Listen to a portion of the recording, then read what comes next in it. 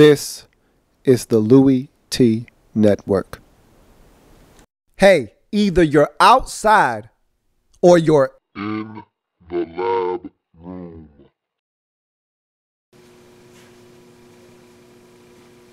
Who else could it be but me, your man? Louie T, welcome. You are in the lab room. Of course, I am your host, Lou. Thank you for joining me. Week number 11 in the National Football League. Minnesota Vikings taking on the Chicago Bears. NFC North, family business. Bears coming into this game struggling.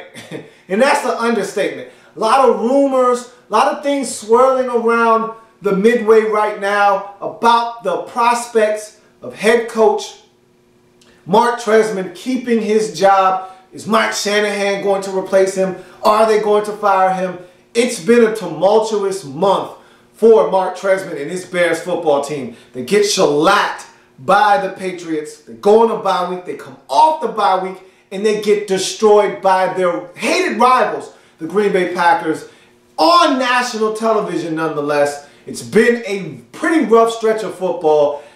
The end doesn't seem anywhere near in sight for this Chicago Bears team. And at 3-6, this is not the type of football that these Bears are used to playing. They're used to being in the postseason discussion each and every single year. Now, they may not make it, but they're usually sniffing and hovering around that playoff chase at the end of the season. At 3-6, you're nowhere near that mark. And so it's been tough for this Bears team this year. Meanwhile, you look at the Minnesota Vikings. They knew this year was going to be somewhat of a rebuilding season. Did they expect Adrian Peterson to be out and have the legal issues that he's had? No, that's not something that they took into consideration before the season got started, but it's happened. This team has bounced back. They've inserted Teddy Bridgewater into the starting lineup. They might have played their best game of the season prior to the bye against the Redskins at home. Maybe that Atlanta Falcons game, Teddy Bridgewater's first game in the lineup, might have been their best game to this point. But that Redskins game, if it wasn't their best, it was close. And so that game got them to within a game of 500 on the season at 4-5. A win here against the hapless Bears could put this team at 500 with the chance down the stretch to maybe make a little bit of noise in the NFC. Who knows what could happen? And so if you're the Vikings, you feel like, hey, these guys are struggling. Let's help them continue their slide and let's get to 500. If you're the Bears, we need a win and we need it now. Not now, like right now. And the Vikings are exactly what the doctor ordered for us to get that win at home. It's snowing. It's Soldier Field. It's cold. It's Chicago Bears football. Bear down. And so, despite the secret weapon, Jerick McKinnon dropping a potentially explosive screen pass. I mean, there was a lot of space and opportunity with this screen pass, and he wanted to run before he had to. You know how it goes. You can't run and gun and have fun. You can't ball without the football. And he had to find out the hard way. And that was a tough one because that could have went the distance. With his speed, with some blockers out in front, that could have been a really huge play for the Vikings. Instead, got to settle for a field goal. It's 3-0 Minnesota up early in this game. Jay Cutler is stripped of the football, but it looks like an incomplete pass because his arm is going forward as he's stripped of the football. So nobody picks it up. Nobody decides to run with it. And so it's just one of these situations, balls on the ground, guys are walking past it. Nobody really picks it up. And Mike Zimmer says, hey, that's a fumble. I want the football. But they go, they look at the replay, there's no clear recovery.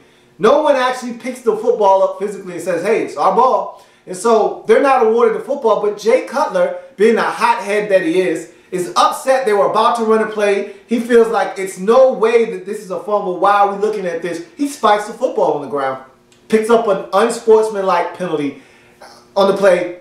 Very unnecessary is what it is. And that's what you get from number 6. You get a guy that's very volatile and at any time can blow up for no reason. And so you get a 15-yard penalty for what? No reason there. And so it forces the Bears back 15 yards. And in effect, Robbie Gould was going to have a 32-yard field goal. Now it's a 47-yard field goal. And in this type of inclement weather, with the snow and the wind, they call it the Windy City for a reason. He misses a field goal. So you can thank Jay Cutler for not having the game knotted up at 3 with his theatrics, as it's 3-0 still, Minnesota up on top. Off the missed field goal, and I talk about missed field goals all the time and how important they are in this league. You miss a field goal, not only is it deflating to your offense and it's a win for the defense, but you also give up field position. And so the Vikings say, hey, thanks, I appreciate it. Off that miss, Vikings go 3 and out. But they have the gumption to go for a fake punt because of where they are on the field. Because you miss a 47-yarder.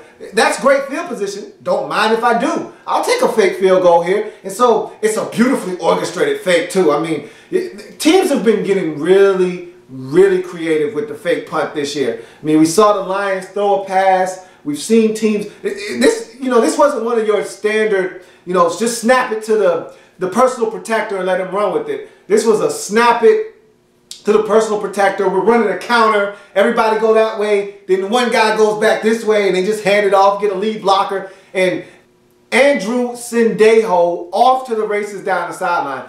If not for the turf monster or his own teammate, he scores a touchdown down the sidelines. I mean, he was gone. I thought he was going to score. He gets it all the way down to the 7-yard line where Rhett Ellison catches a touchdown pass. And just like that, it's 10-0. Minnesota up early in this game. We're still in the first quarter, folks. And they're up 10-0. Looks like the Bears could be going down that slippery slope once again as we go to the second quarter. Bears respond. They needed this in the worst way. Any more points for Minnesota without a Bears response, and I think this game might actually get out of control again. But Bears respond with a 31-yard Alshon Jeffrey touchdown. Never, ever trust a man with 2 first names. As Alshon Jeffrey is able to adjust to the throw, Jay Cutler rolls out, shows us that cannon of an arm, throws it back shoulder as he's running across the field. Cutler throws it behind him. He's able to stop, just turn around and adjust his route, catch the football in the end zone. And there was coverage there. So it was a beautiful adjustment and throw by Cutler and Jeffrey to get the Bears on the scoreboard. A desperately needed score. It's now 10-7 in this game. Cutler unloads a 50-yard, 50-50 ball for B. Marsh in the end zone. I mean, he just literally tosses it up. We're right before the half, and he's just looking for something, whether it's pass interference, whether B. Marsh to make a play. He just uncorks it. He gets drilled on the play, this Cutler, so he just lets it rip. And B. Marsh goes up and makes a play on the football, wrestles it down in the end zone, 50-yard bomb right before the half. It's now 14-10. Just like that, what was once a 10-point lead for the Vikings is now a 4-point deficit as the Bears strike twice with their 2 big play receivers for big plays in the end zone. It's now 14-10. Bears on top at the half. Great catch by Alshon Jeffrey. Never, ever trust a man with 2 first names as he helps set up a 4th and goal from the 2-yard line where Jay Cutler says, hey man, let me get in on the act. Let me have a little bit of fun. Cats are scoring touchdowns. Let me get one. So they run a student body left with Jay Cutler, which I know Jay Cutler is sneaky athletic, but when is it ever a good idea to have Jay Cutler running a football wide outside trying to get in the end zone from 2 yards out?